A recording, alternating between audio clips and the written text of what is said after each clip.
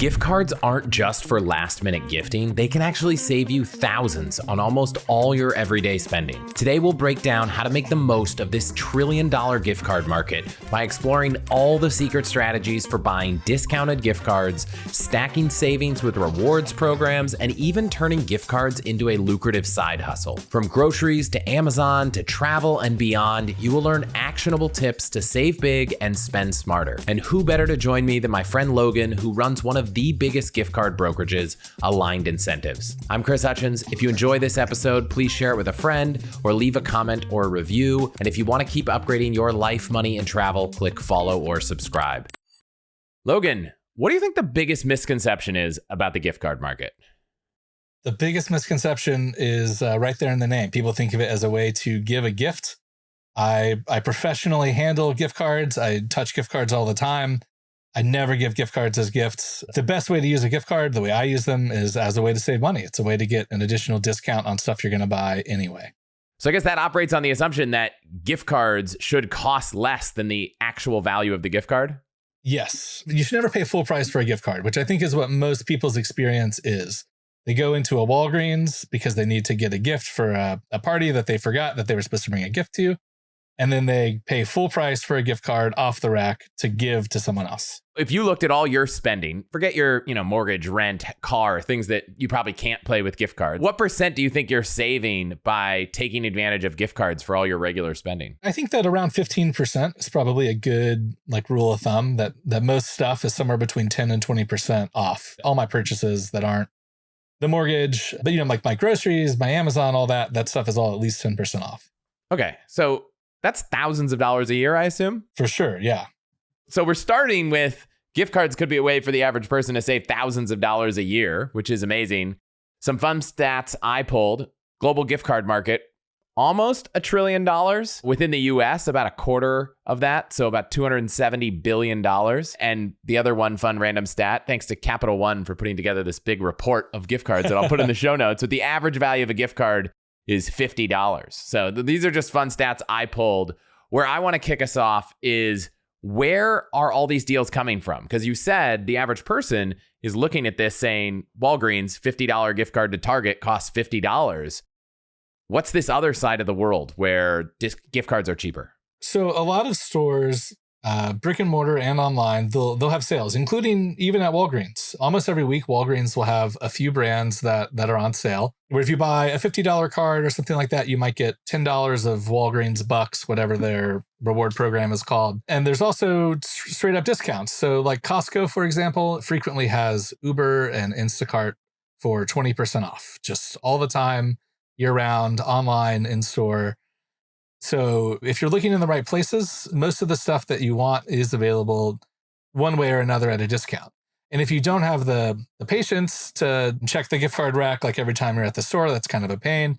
There are also secondhand marketplaces. So we operate on a secondhand marketplace. So raise.com is one, and cardcash.com is the other big one. Even if you don't want to be a deal hunter, you want to buy something on Amazon today, there's also a place to just always get a discounted Amazon gift card if that's what you want. So we're going to come back to that. We're going to talk about that reselling thing. We'll talk about the site I built, but coming back to the source of these, right? Because all these gift card reselling, they all are coming somewhere. And for someone to sell to you or another platform at a discount, they have to have gotten a deal.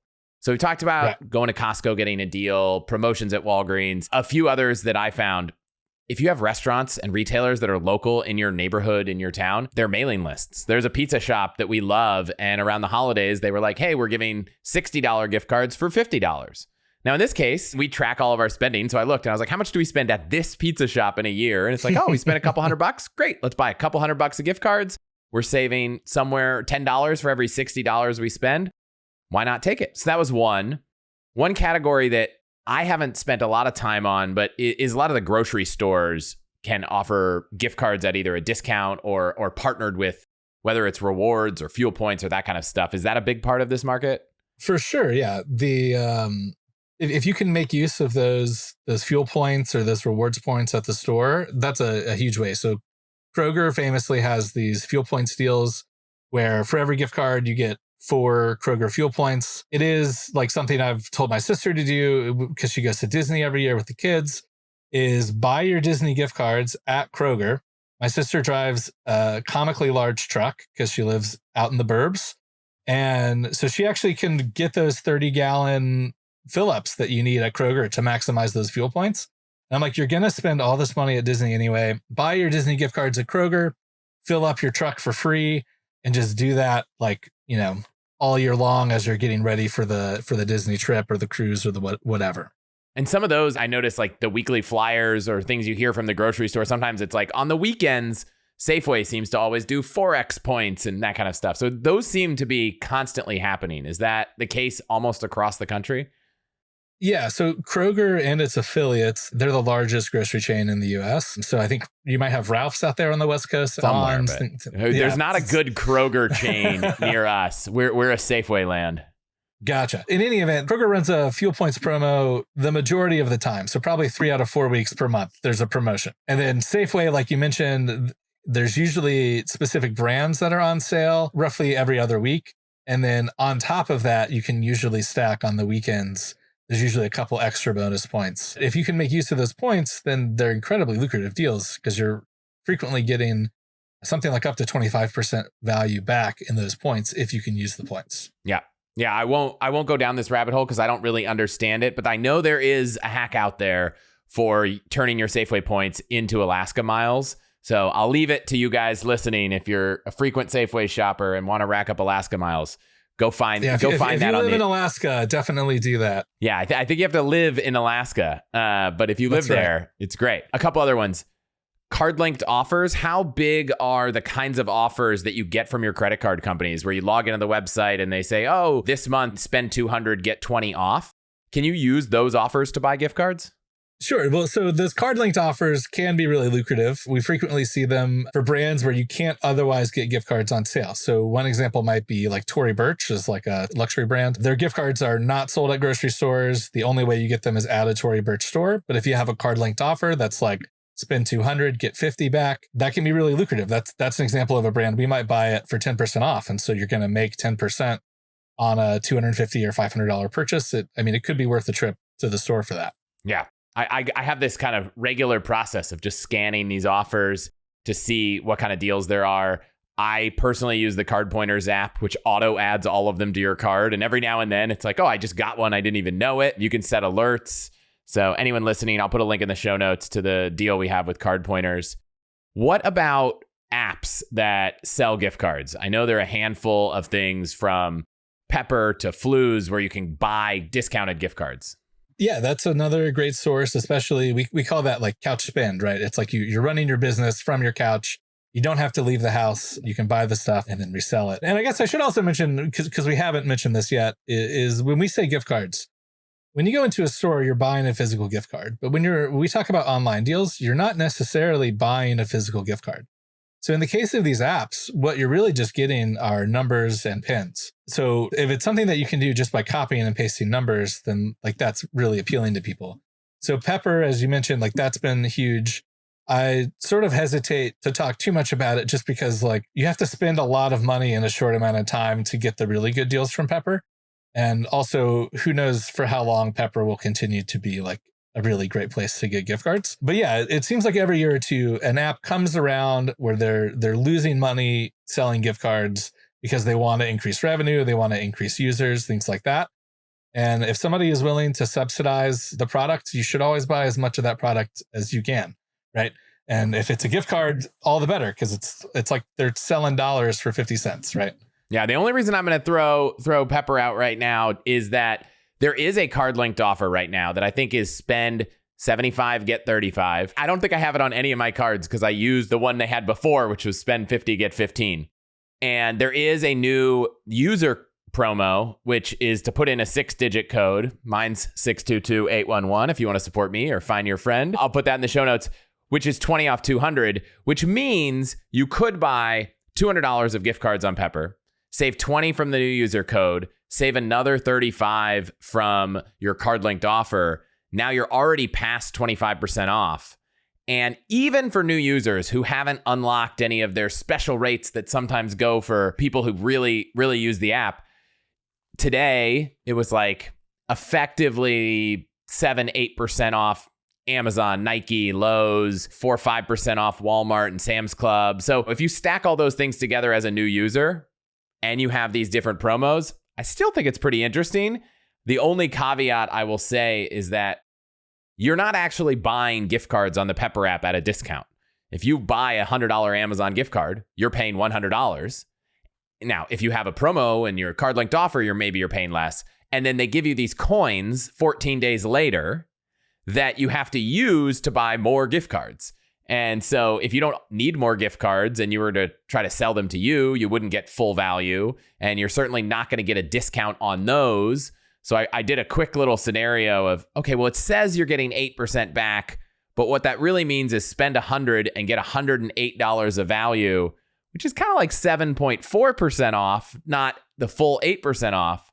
So it's a little confusing. I think anytime someone turns their discounts into like a virtual currency, you should kind of always be a little wary, but I have gotten deals here. I'm sure you have as well. And my only concern is with these companies that are effectively losing money to grow, like you don't want to be on the Pepper owes me thousands of dollars of coins when maybe the company stops working. So I think if you can stack the right new customer card offers, it can be a great thing. If you're not really exposing and spending, tens of thousands of dollars, it's probably fine also. But I would not want to buy $5,000 of gift cards a day for a year straight right now. I think it would probably be too much risk for me. But I've certainly been known when I see a good deal there to pick one up. Yeah, if they don't care about any of this other stuff and they just want to save like $50 at Amazon, what was that 6-digit code again, Chris? Yeah, 622811 is mine.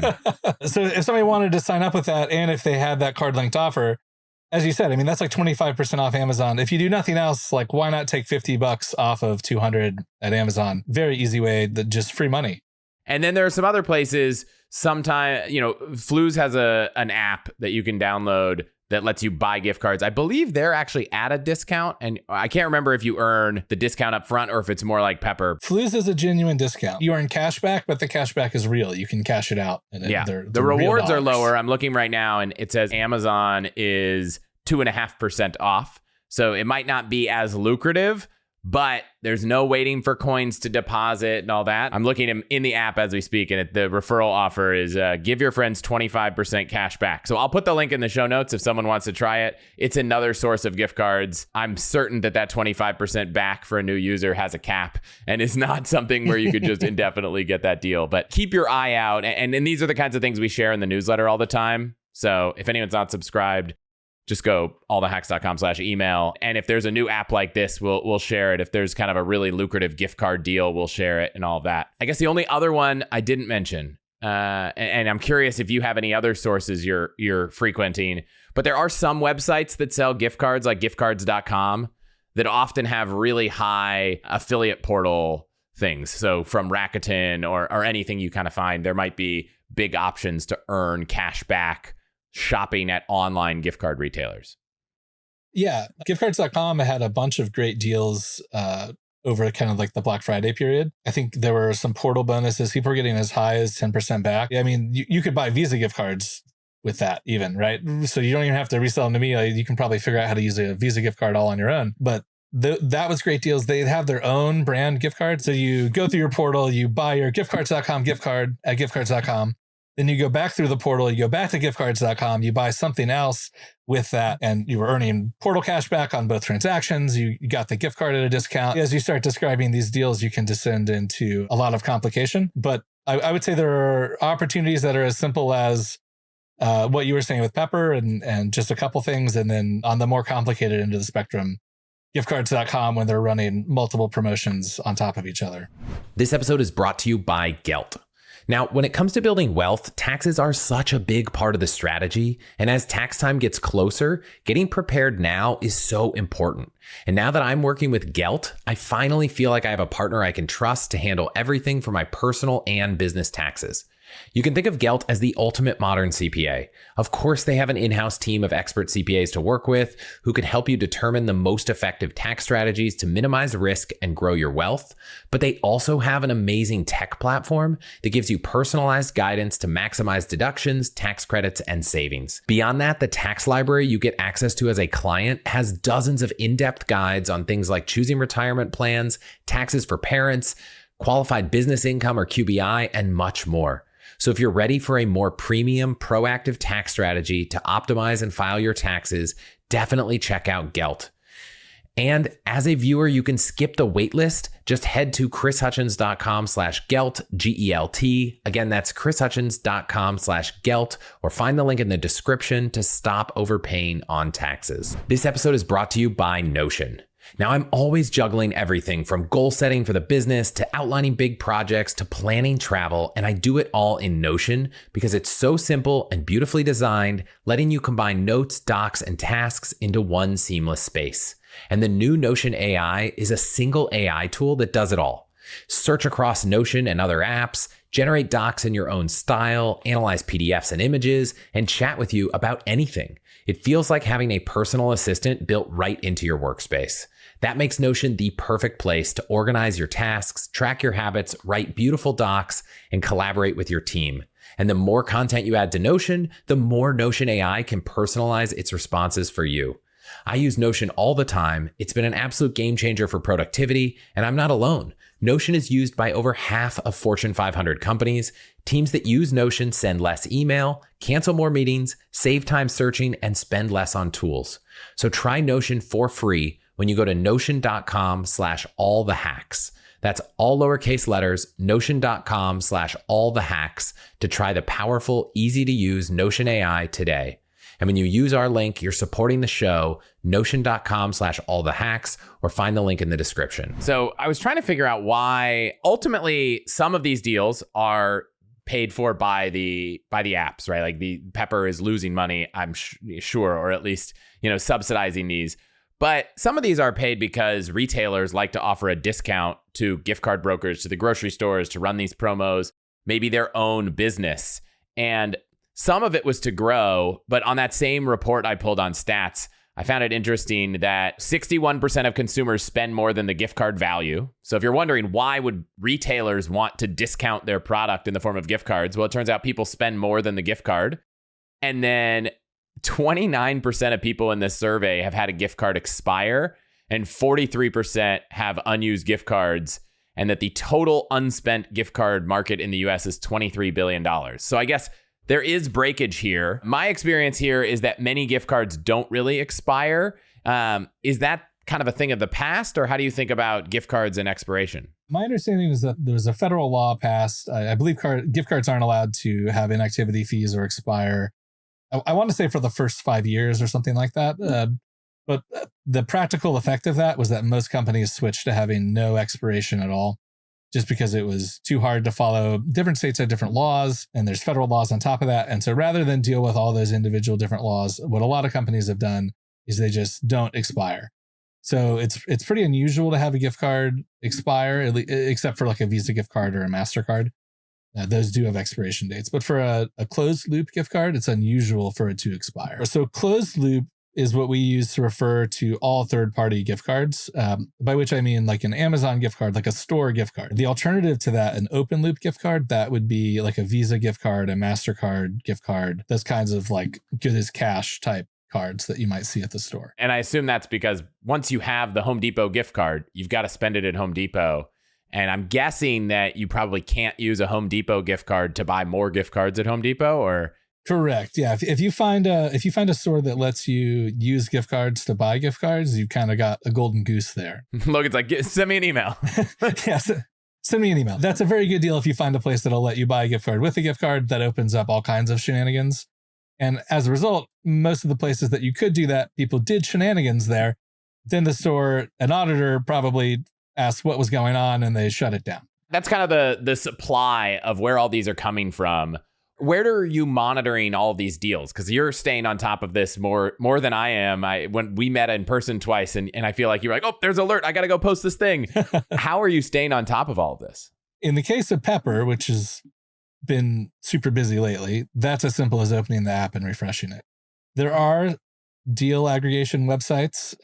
So gcanywhere.com, they post about gift card deals. There used to be a place called gcgalore.com that unfortunately doesn't exist anymore, but they were an excellent source. But even places like Slick Deals or doctorofcredit.com, those are good sources as well. As it is my job professionally to know gift card deals, we have some tools internally that help find deals and alert me to their presence so I can post them for our users. And, one of my friends has never sold a single gift card to me, but maintains an account on my website just because he likes to know about the gift card deals that we post so that he can go buy gift cards for himself, which is not really the way the site is intended to be used, but it doesn't hurt anyone. Email's pretty cheap, so I'm not upset about it. But yeah, technically, we're also a way to find gift card deals. Yeah, and scanning your card linked offers probably regularly, email lists from retailers that you frequent. And then are a lot of these deals online, or do you sometimes have to go into the physical store to get a gift card? There are definitely in-store only deals. We talked about Kroger and Safeway. Those are examples where the good stuff is going to be in store. From my perspective as a middleman who's trying to make money on reselling gift cards, my favorite deals are like hyper regional local grocery stores. We track deals even from individual stores. There's like 5 stores in Utah that we track that occasionally have great deals. So oftentimes it's these obscure local grocery chains will sometimes have killer gift card deals, and you have to go in person in store to get those deals. That being said, there's plenty of online stuff, as we already talked about with the apps and giftcards.com and things like that. There's deals in both places. But if you think about economics 101 and supply and demand, if there's a deal that's only available at 5 stores in Utah and you live next to one of those stores, then the market, if you plan to resell those gift cards, will be much more favorable because you'll be the only supplier of them. So yeah, we definitely encourage people to go in store if they start to do this seriously as like a side hustle. And before we talk about reselling, what are some of these great deals you've seen? Just give people some examples of maybe over the last couple of years, what are some recent great gift card deals outside of, the Pepper app, that kind of stuff? Sure. I mean, right as we speak, the major grocery chain in Central Texas is called H-E-B. Right now, they have a spend $100, get $30 deal on dozens and dozens of brands. There are these new cards called Zift that you can convert into other brands. And so we're talking about things like Airbnb, Belk, Xbox, PlayStation, things like that. So just dozens of brands, and it's spend $100, get $30 of H-E-B gift cards for free. I mean, that's a pretty crazy deal because if you live in Central Texas, you're going to buy groceries one way or the other at H-E-B. And then certainly during Black Friday, there were like countless good deals. My friend Rob, who was also one of our biggest sellers, when there's a good deal, he treats it as like a full-time job. And he was buying, I think the hot deal that he did the most of, they had Best Buy, buy 100, get 20. And they had Home Depot as well, buy 100, get 20. So like if you're building a deck or something, you're going to need a lot of Home Depot gift cards to be able to get free groceries for the next couple months because you're making a big Home Depot purchase. That's a big win. Okay. And was that one where I remember the Best Buy one, and I was like, well, I have one Best Buy account. I spent 100, I got 20 back, but I didn't get much more than that. Was that one where if you go into Best Buy, maybe you could take advantage of it multiple times versus online, it was limited? Yeah, so frequently Best Buy will limit you online to like 2 or 3 cards per deal per account. But often in store, if the deal's available in store, the limit is, I believe, either $2,000 or $2,500 per person per day.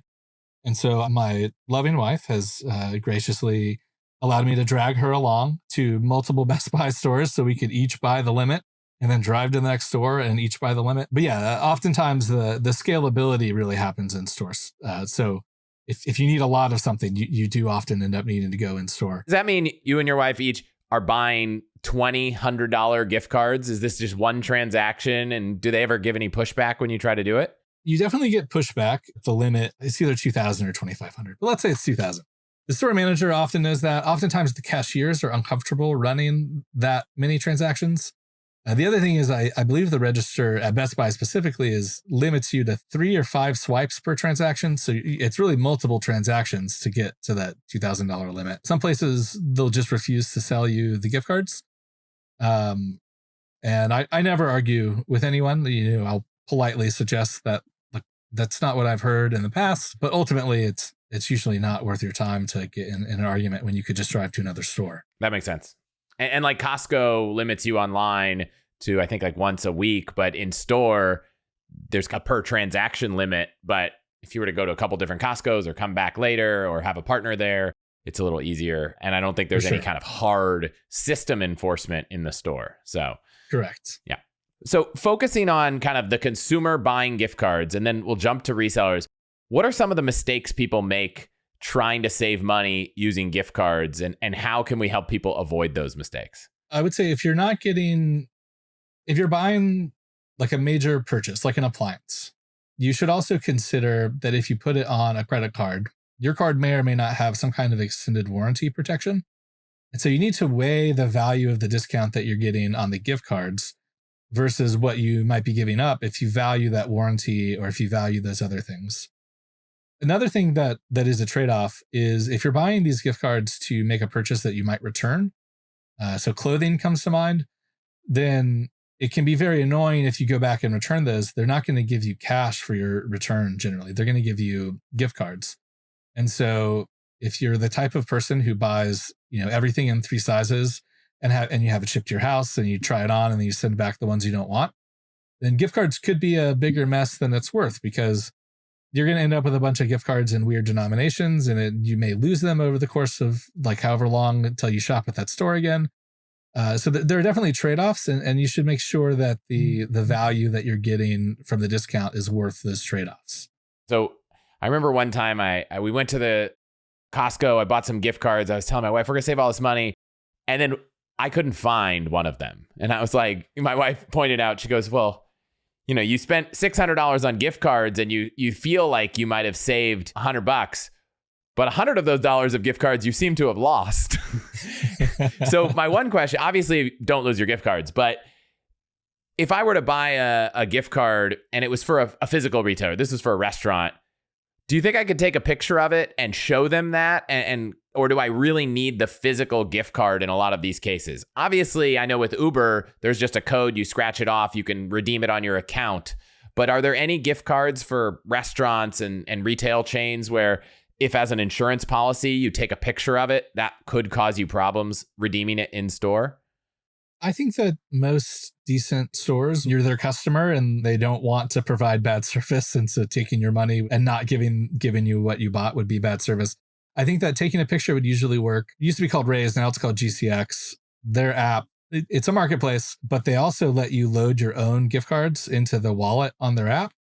And so me personally, even gift cards that I don't buy on there, I load into that app so that I don't forget about them. And I can just go through my wallet. And then when, you know, whatever I spend, you can mark how much you spent and you can see how much is left. Because there's places where we have Alamo Drafthouse cinemas here. And I don't go to the movies every week, but if there's a good deal on gift cards, I might buy a bunch and just spend them down over the year. I don't want to lose them. And I know that I will lose the ones I buy at Costco if I don't do that. So I keep everything electronically. Yep. The other big one for me is just make sure you think about how much your time is worth, right? If you're going to save $20 buying this gift card, but you have to drive 45 minutes to get it, was that a good deal? Like, I'm not going to tell you what your time's worth. Now, if you're walking out of Costco and you spend any money at Uber Eats, Instacart, DoorDash, and you don't just pick up one of those gift cards to save 20%, I feel like that's a little bit of a lost opportunity. I agree. I mean, that you're leaving money on the table if you go in person to Costco, which is like a 2-hour ordeal. If you're going to do that anyway, you might as well get some Uber for 20% off. Assuming you spend on Uber or you want to get into reselling. So I want to talk about reselling.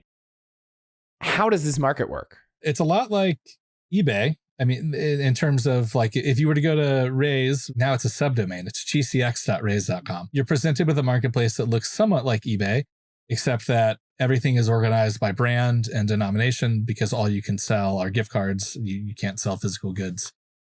Also, unlike eBay, you can't tell who you're buying the gift cards from. But an advantage is that Raise acts as a kind of a middleman or like a guarantor that the cards will be good and they offer a warranty and things like that. A lot of the gift cards are supplied professionally from people that sell gift cards to places like us.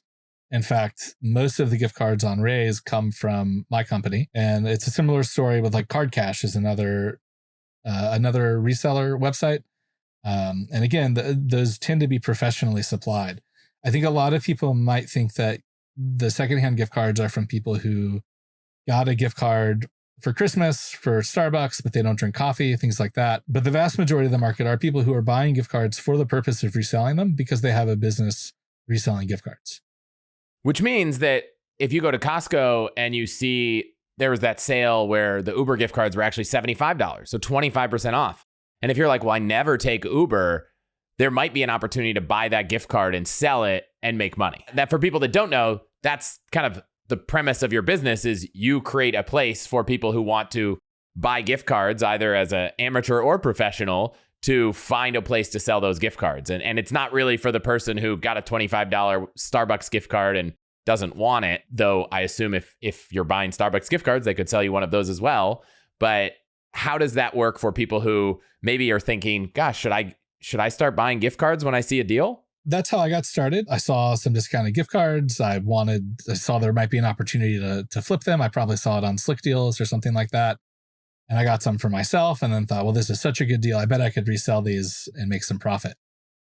So there's definitely an opportunity there. And we have several members on our site who they've made a full-time job out of it, more or less. There's at least one guy who flies around the country to wherever the best deal is that week and just professionally buys gift cards, driving around to stores all day long. Obviously, that's not what most of our users are doing. That's like a handful of people. But yeah, I mean, there's every range of people who are hobbyists who are grabbing a couple Uber when they walk out of Costco, as you described, all the way up to people who treat it as a full-time job. If someone were to say, I'm committed, this is going to be my full-time job, what would you guess the annual kind of profit from that full-time job could be? I do know some firm numbers because I asked my friend Rob, who also resells to us. He has a bunch of little side hustles, and when there's a good deal, he goes all in on this, which there's not a good deal in your specific location every week. But when there's a good deal, he goes all in. And so for the week around Thanksgiving, he bought $67,000 of gift cards, all at H-E-B. He made almost $5,000 in cash profit. And then he bought it with credit cards. And so he earned points and cash back from his credit cards as well, around $2,000 or so from that. This is a professional who did it full time during the best week of the year to do it. He made $7,000 that week. That's pretty substantial. But I also don't want people to think that like, they're going to buy 2 Uber gift cards at Costco every day. And like now they're making $7,000 a week. That's like an exceptional example, but that's kind of the ceiling. And what are the kind of general margins in this world? If we take that Uber 25% off, how many hands does it pass from the person who buys it with the intent to resell it before it makes it to the consumer who's going to actually use it? Sure. So in our case, if you were to go to Costco and buy the gift card, Costco touched it and then you touched it and then you sell it to our site. Now we're at 3 people. We would put it on like Raise probably. So that's a 4th person. And then somebody would buy it from Raise. So that's a 5th person. So if you're buying something on Raise, quite likely you're the 5th person to handle the gift card. And should that be risky to consumers? Should I be worried if I'm buying gift cards from someone like Raise, or we'll talk about the site I built that, we kind of, I've worked with you a little bit to get your feedback on. And should I be worried if I'm buying these gift cards that 5 other people might have seen the code? And is there a lot of fraud in this industry? The amount of fraud that we experience among our members is very low because our members tend to be somewhat professional. They're doing this as some kind of business. And we have know your customer requirements. There's a delay to get paid, so that creates some security that if people upload completely bunk card information, they won't get paid. The user gets a refund. I think that the risk is similar to if you were to buy one in a store, because there's also fraud that can take place with physical cards where people will swap out a card. They'll write down the card information. The card you activate at the register won't be the one that you're actually buying because they've done a swap. There is a risk of fraud. I don't think the risk is substantial though. And I think that if you buy from a reputable place, they'll make you whole. And so it's just not a major worry, I don't think. Yeah. I mean, I think you said it in a more casual way, but you have a policy with the people you sell to, as do a lot of these resellers, like you will guarantee those cards. I'm looking at Uber gift cards, and if you wanted to buy 20 or 30, $50 Uber gift cards, you're probably getting somewhere between 10 and 12% off, even though at the source, someone might have gotten 25, 20% off. And so, you do a service, you take a little, Raise takes a little. Is that kind of, split evenly, or how does that work? Like, is there a way to get a better deal going directly to you or going directly to people? Yeah, I mean, the more middlemen you can cut out, the better a deal you're going to get. So the best deal that you're going to get on an Uber gift card is to go to Costco when they have a 25% off sale. And so if you've got a time machine, perhaps one of the least economical uses of that time machine would be to go back in time and get Uber gift cards for 25% off, right? The worst option probably would be like a marketplace like Raise. They take a pretty hefty commission. I can tell you it's many times larger than the amount of margin that we make on something. So, if each person is making at least a couple percent, then obviously the more people you can cut out, the better. And Raise has bigger fraud concerns being more open to the public. But more private marketplaces like the one that you're building, there's lower fraud risk. It's touching fewer hands. And so the rates should be better there. Yeah, I've compared, and I approached you and I said, why don't you sell gift cards to the public? And you were like, I don't want to get into the world of opening this website and having all of these potential bad actors and everyone seeing it. And I realized that the thing I had that you didn't have, and Raise in some ways probably is a private audience, an audience that isn't just on the internet, where I'm not marketing to random people trying to attract customers. So I said, what if I bought gift cards from you? Could we resell them to our audience, benefit from the fact that you are standing behind them with a guarantee for a period of time that is more than enough to use them, so people shouldn't be worried about that kind of fraud concern. And what if we just didn't really make it to the public all the time? What if we opened it for windows of time and made it available? And so I've shared it in the newsletter, but I was waiting for our conversation to put in the podcast. So if you go to allthehacks.com/gift cards, it'll redirect to it. I'm not going to keep it alive all the time because I don't want to get in the business of this. And I think one of the fun things I'll share, which I kind of hinted at with you, is I'm experiencing some of why you probably aren't doing this. Like fulfilling orders, just taking a batch of codes for Amazon and getting them to people and responding to emails and questions and payment issues and all that stuff. It's a lot of work. And we discussed the pricing here, right? If from Costco, giving some of that profit to the person who buys it, some of it to the person who aggregates it in the middle, what you're doing, and then some to the person who's selling it. And you mentioned that Raise takes even more. And I'm looking at the cheapest gift card, it's 13% off. Like, that's only 7% split amongst three parties, one of which Raise is taking a bigger chunk, and I'm trying to offer something lower. So we're talking about 1 to 2 to 3% max that could kind of go to any party in the middle. So it's a bit of a volume game.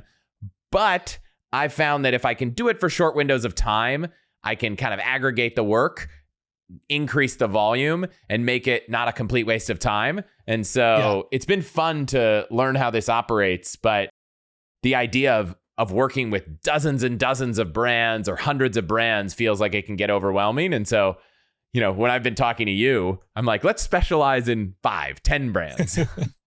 You don't think you're going to pack up the podcasting empire and just become a full-time gift card salesman? I do think it's interesting because when you go to Raise, the deals are not as good as they could be. And that was why I started this site. I said, hey, Logan, what would it cost me to buy gift cards from you? And the answer you gave me was, it will be cheaper than you could buy online. But to make it worth my time, you need to spend at least 5 figures with me, because like I've learned, there's just a lot of fulfillment issues. And I said, God, 5 figures, there's not a lot of retailers that I'm spending 5 figures at. And so, if you want to save up, I'm sure if someone's all ready to go and says, Logan, I want to spend $30,000 on gift cards, can I make a one-time purchase from you? Maybe they could email you, maybe you'd want to do it. But you're looking for people you can sell 5 to 6, maybe even 7 figures of gift cards to in the course of a year. And so if I can be that channel to directly engage with our audience, maybe a week or 2 every quarter, then I can fulfill the needs you have for volume to get the rates, add on enough to make it worth my time, and still beat the deals at Raise. And I think everyone wins. Yeah, for sure. So if you're interested, go check that site out. We'll see what's there. If you want to spend a lot of money on a retailer that's not there, shoot me an email. because I'm intentionally not putting every retailer that you have. This episode is brought to you by Vuori, which is amazing because they are one of only the few brands I wear almost every single day. I've got a shirt on, I've got the core shorts on. I love Vuori, and I love that they bring a new perspective on performance apparel. It's so versatile. It can be used for just about any activity, whether it's running, training, swimming, yoga, or even lounging or running errands or going out to dinner. Seriously, I wear my Meta pants out for dinner all the time. But today I want to talk about their Dream Knit collection because it's amazing. It is super soft, lightweight, moisture wicking, but also has this amazing 4-way performance stretch that makes it so comfortable. While it's almost impossible to narrow my Vuori recommendations down to just one thing, I want you to check out the Ponto Performance Jogger for men or the Performance Jogger for women. I know me and my wife Amy absolutely love them and wear them all the time. Seriously, I think Vuori is an investment in your happiness, and for everyone watching, they're offering 20% off your first purchase, plus free shipping on US orders over $75 and free returns. So get yourself some of the most comfortable and versatile clothing on the planet at chrishutchins.com/Vuori. That's VUORI. Again, that's chrishutchins.com/Vuori to discover the versatility of Vuori clothing. Exclusions apply. Visit the website for full terms and conditions and find the link in the description. This episode is brought to you by Element. Now, I love Element and I use it all the time because it helps anyone stay hydrated without the sugar and other dodgy ingredients in popular electrolyte and sports drinks. And that's important because electrolyte deficiency or imbalance can cause headaches, cramps, fatigue, brain fog, and weakness. In fact, Element is a zero sugar electrolyte drink mix and sparkling electrolyte water born from the growing body of research revealing that optimal health outcomes occur at sodium levels 2 to 3 times government recommendations. Element is formulated for anyone on a mission to restore their health through hydration and is perfectly suited for everyone from athletes to regular people like me and works if you're fasting on a keto, low carb, or paleo diet. And if you're not sure if it's for you, don't worry because Element offers a no questions asked refund policy so you can try it totally risk-free. Get your free sample pack with any Element purchase at chrishutchins.com/LMNT. This deal is only available through that link, so support the show and go to chrishutchins.com/element or click the link in the description and get hydrated. How many different brands of gift cards in a given period of time do you have in your inventory? We think about things in terms of like SKUs, which would be like a brand plus a denomination. And we have over 200 SKUs in stock typically. Our inventory is like, I guess, 8 figures. It's a huge amount of inventory to manage, which is also why it's very hard if somebody is like, I want to buy a $100 Starbucks gift card. I don't want to be rude, but it's also like, I'm going to make like $2 on that and it's going to take like 20 minutes to do the accounting. So like, the economics still make sense for that. I mean, I found the same thing, which is why I kind of told everyone that the minimum order was $1,000 worth of gift card value to make it worth my time, which still, depends because I'm not holding inventory. My risk is on the positive. My benefit is I'm not holding inventory. You've learned how to manage that. I'm not ready for that. The downside is this market changes a lot. And so I imagine that the week that Uber is 25% off at Costco, I could probably get better deal on Uber gift cards than the week that Costco takes it off and it hasn't been there. And so when I'm doing this, I'm taking on some risk. And there was one right now that I'm looking at where I sold some gift cards in a brand and those gift cards are now not available for the price that they were. And so I might lose a little bit, but that's okay. I made the commitment that I would do that sale and that's okay. That's my risk. But for you, how often are these prices changing and how much fluctuation from Black Friday when there's all these deals throughout the year is the range of a Amazon gift card? How much swing is there? That's a good example of a fairly like long-term volatile brand in that it was unheard of to see Amazon on Raise for even 1% off. We're talking like really almost no discount. But then the pepper effect of them entering the marketplace, selling tons of Amazon gift cards at a huge discount is that at the time of recording, if you went to Raise, it would be like 8.5% off for Amazon. That's a crazy discount for a place that just sells everything. Like my personal Amazon account is like loaded to the gills with gift cards. It's never been that cheap before. For other brands that are lower volume, you can see a lot more volatility even in the short term. So Chipotle, for example, is one where like it can fluctuate between in terms of the deals that you could buy at a store, it'll fluctuate between like 10 and 20% off. So markets can move fairly quickly. I'm a huge economics nerd. Most markets in the world that you can access in the US are like mature and well developed. It's like the stock market, the commodities and futures exchange, things like that. People much smarter than me with much faster computers than me, those problems are all solved. This is like a market where it is like the Wild West, and like, you know, things happen, things move quickly. And it's a really undeveloped market. And so it's very exciting and very fun for me, like on the economic side of things, because we've been in business for over 5 years now. So we have all this data about how prices move, how price affects daily sales, things like that. So we're able to make educated guesses as to where the market's going to go based on what effect the sale is going to have. And so the part of this job that's really exciting to me is less the like delivering gift cards to someone and more of that market stuff and like trying to guess the volatility, trying to not get in trouble when you bought a bunch of Southwest gift cards and now they're 5% cheaper. So yeah, I mean, things can definitely move, things can move 5% overnight, no problem. And so it's important that you size your bets appropriately to account for that kind of volatility. Yeah, the data you have is something that, I wish I had, because every now and then I'll see a wild deal and I'm like, how much of this should I buy? And when it's just for me, my wife and I, when Costco had Southwest gift cards and they, increased the bonus and it was like 50, I can't remember what, maybe it got up to 16%. I was like, well, how much are we going to spend in Southwest? They don't expire. Like, how much do we spend flying Southwest over the next 3 or 4 years? And I guess one alternative thing to keep in mind is, while gift cards probably do fluctuate in value, they're definitely not earning interest. So if you're going to buy 25 years of your Southwest Airlines budget, there's some window at which you probably would have been better off putting that money to work, whether it's a savings account or some type of investment, and not investing in gift cards, even if, those prices do fluctuate. But like you, I realized at some point, I was like, oh, wow, sometimes these are a lot cheaper. And there are definitely a few gift cards that I bought and then realized, oh, I could have gotten an even better deal, and I kind of lost a little. Now, these weren't major bets, but with that data, it would be interesting to say, gosh, if Amazon's at an all-time high discount, should I just buy a ton of Amazon and hold on to it? And I think that's a little bit what you're doing right now, because it's never been this good. Yeah, it was the day after Christmas, maybe. Pepper, I want to say, had it for 20% back in coins. And I'm not proud of it because I was like hanging out with my family and my nieces and nephews and stuff. But I was like, I mean, I gotta buy some of this.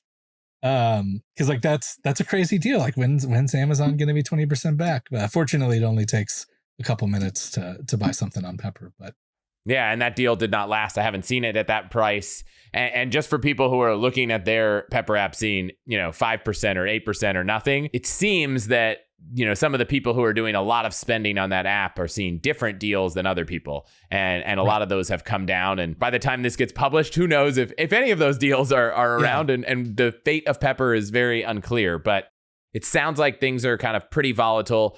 Between now, let's say this comes out at the end of January, early February, are there periods of time over the next 2 or 3 months that, are, for whatever reason, often filled with great deals? Not really. So we're kind of in a slow part of the year. Everyone kind of has a hangover after Christmas in terms of retail. People spend a ton of money buying Christmas presents, and then maybe they get gift cards for Christmas, and then they buy stuff right after Christmas. And then everything is really slow until more or less Mother's Day. Things have been busier than usual this year for January. But one reason, I just got back from vacation yesterday. I always book a vacation in January because I'm working nonstop October through Christmas. So usually I finally get to take a break, but things have actually been surprisingly busy. We're kind of in uncharted waters in terms of how busy it is now. So I hesitate to speculate what February would look like. And one thing I didn't ask, are there some retailers that are just never on sale? You can never get a deal? And maybe never say never, because you thought that way about Amazon. But, I tend to think that almost everywhere you can buy an Apple laptop seems to never go 20% off. It was kind of my mental radar. But things like Target and Best Buy and Home Depot, I never really see crazy deals for those gift cards. In terms of a place that is never on sale, the one that comes to mind is Costco. Costco cards are treated the same as cash. In fact, if you don't have a membership and you use a Costco card, I believe they cash the card out at the register. So obviously it would be a real coup if you could buy Costco gift cards at a discount. You also, as an exception to what we discussed earlier, you can use Costco cash gift cards to buy other gift cards. But because they're effectively the same as cash, I think that's why I've never seen them on sale anywhere other than Costco. I've never seen them on sale at a discount. They're kind of unique in that way. I mean, even Amazon, even before Pepper started going crazy with Amazon, we could still get it from Kroger from the Fuel Points deals. Okay. So basically, if a place sells their gift cards in a store that other than their own, there's usually an angle to get those gift cards at a discount. And that may even be in the form of card-linked offers. So I mentioned Tory Burch. You're never going to see a Tory Burch gift card on sale, even at full price at your grocery store. But with a card-linked offer, you can make it work. And then also, if you see a card-linked offer at a place like a Lowe's Home Improvement, they sell third-party gift cards. And so anything that's on their rack, if you've got an offer that's like spend 200, say 50, you could buy Apple gift cards at Lowe's. And that would be an angle to do that as well. Okay. I just asked because I never seem to see Apple gift cards at a major discount. It seems like that's one of the retailers that always, is selling at or close to face value. Yeah, Apple and Best Buy on like the wholesale side of things, they tend to not dip below like 90%. And so the discount that you would see as a customer, if you're buying it with a credit card, is going to be pretty close to full price. So I'm curious, how do a lot of these brands feel about this? Are there brands that get mad if their gift cards are listed on Raise? And are they upset if people are selling their cards at a discount? Obviously, Amazon's not intending for Amazon gift cards to be available. I don't want to promise anything, but as of now, the gift card site I set up, we're able to sell Amazon at 10% off. And there's probably a reason that's been 80% of all the order volume for the gift card site I set up has been through Amazon getting 10% off. Is Amazon unhappy about that? Like, should I worry that they're going to be like angry at me for doing this?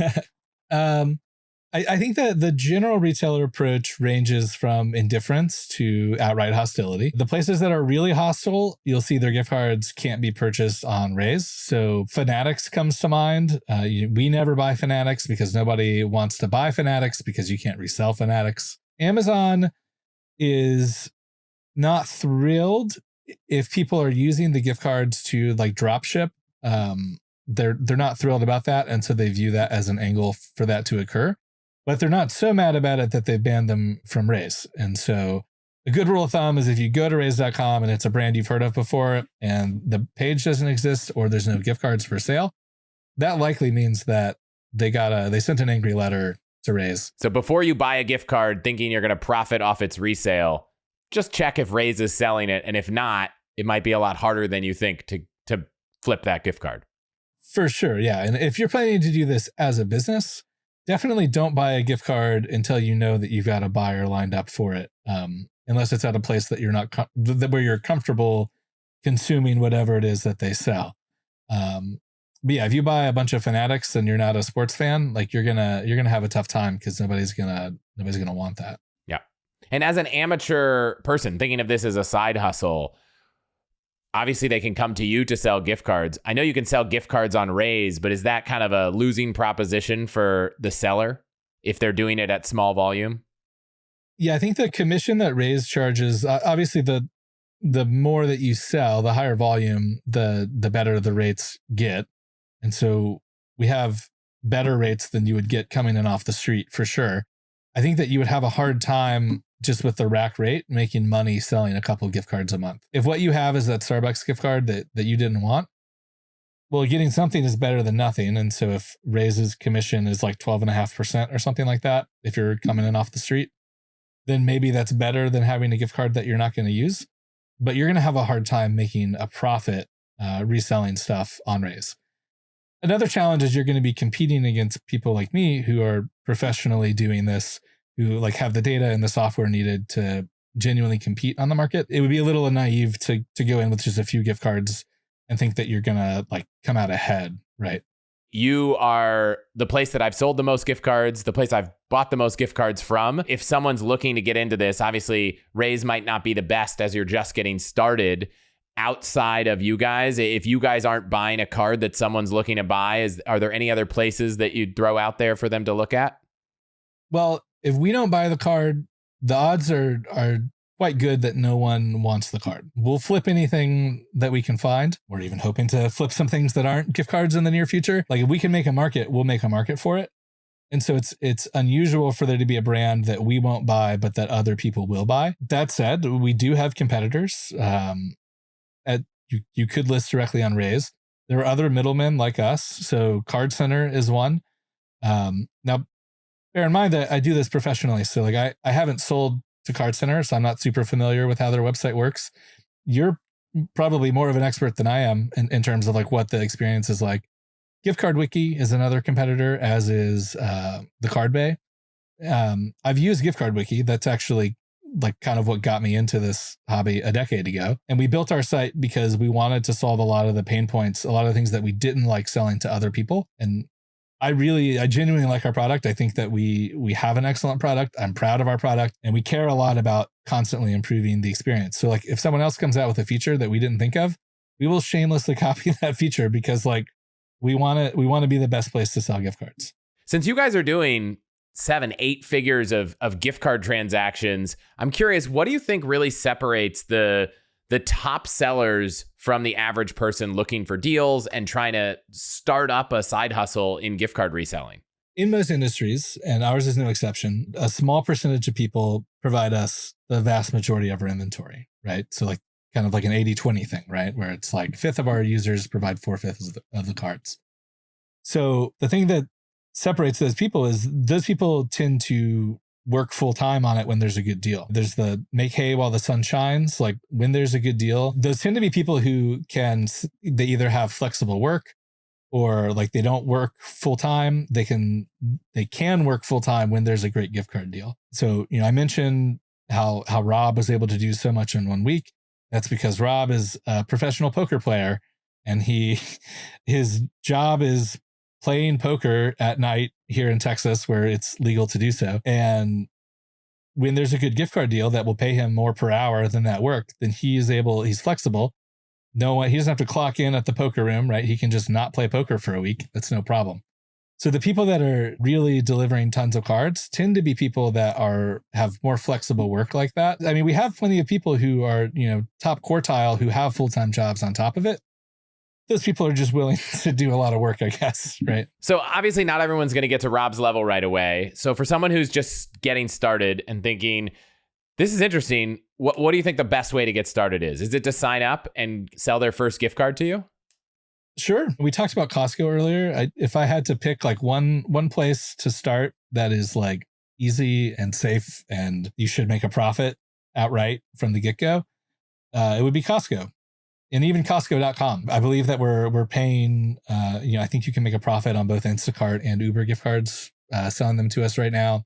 If you buy them from Costco.com, you're not even leaving your house. You're just getting an email, you're copying a number, you're pasting it onto our site. So yeah, if you're looking to get started, I would start there. And if something goes wrong, Costco famously has terrific customer support. That, or whether you're going to keep it or sell it, I mean, what you mentioned with Pepper is another great place to start. I do think that Pepper would probably be a good place to start to get a deal for yourself, and maybe a good place to start using a card linked offer and a new user promo. I'll throw caution to anyone who's never signed up. To get the rates that are going to make a profitable reselling business, you're not going to see those out the gate. And so if you look in there and say, gosh, I could buy this on Pepper, how much can I sell it to aligned incentives for? You're probably not going to make money there. But for some of these grocery store deals, these card linked offer deals, the deals you talked about at Costco, like those might make a profit from a get-go. And that's just the profit of the business. We didn't talk at all about the fact that you get your 2% for executive rewards if you have executive rewards at Costco. And depending on your payment method, if you're paying with a credit card, you might get rewards there. And so you could decide based on all the different factors what kind of margin you need from reselling. But I've been very surprised that this can be a profitable business, buying and selling gift cards, buying them when there's deals. I haven't been a Rob yet. I haven't flown around. I haven't hit the in-store stuff hard. But you guys do a lot of alerts on the site, in the Telegram channel and that kind of stuff. And I think if people stay on top of those, when there's a deal, it's pretty clear there's a deal and you can jump on it and make money. Yeah. And we take all types. I mean, there's tons of people who've never gotten a check from us for more than $1,000. And that's fine too. And they're just like doing little bits every week whenever they have time. You don't have to be at Rob's level to get something out of this. And even if you're like my friend who's never sold me any gift cards and he just uses the gift cards himself, that's great too. The main takeaway here is that gift cards are not just for gifting. Like they are a way to save money on stuff. And whether that is saving money for yourself or even reselling them and making a profit, they're more than just a type of payment rail. To go back to where we started, if I were listening to this and I haven't gone through the process of looking at where I spend money and looking at how much impact it would have to save 10 to 20% on it like you, that'd be a fun place to start. Go look at where you spent your money last year. And for every one of those, look it up on Raise, and get a sense of what the scope is. Now, do I think if you come to the site I built, you can beat what Raise is offering? Yeah, I think that. Do I think if you put in the work to go find those gift cards yourself during deal times, you can even beat rates on my site, rates on Raise? Yeah. So I think there's a lot of opportunity to save money if you know where you spend money, and you could turn this into a business as well. I'll put links to aligned incentives in the show notes, and we'll put links to everything we talked about. Logan, thanks for doing business with me. I've enjoyed working together. I've enjoyed working together. Thanks for having me on, man.